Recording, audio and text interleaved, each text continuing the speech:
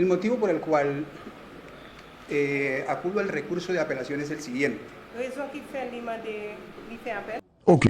Dejo grabado públicamente en esta audiencia que fui torturado por parte de la policía DCPJ. Espera.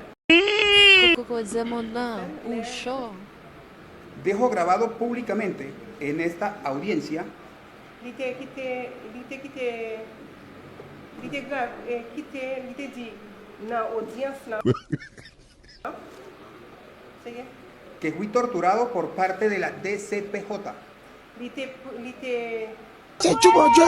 Moi, tu peux pas dire ça! el cual dio oportunidad, hein?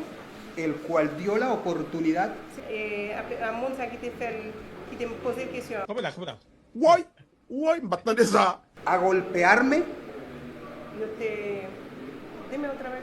C'est que tu peux pas. C'est tu mon Dieu! Moi, tu peux pas dire ça!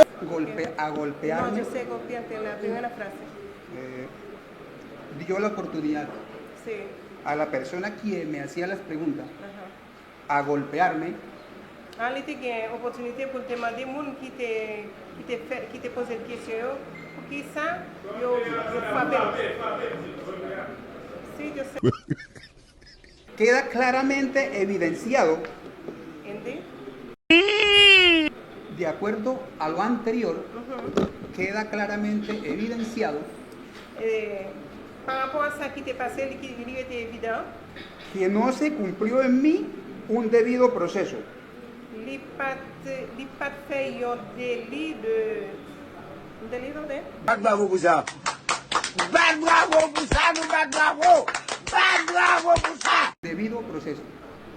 Li pat gen yon... C'est pas yon devoir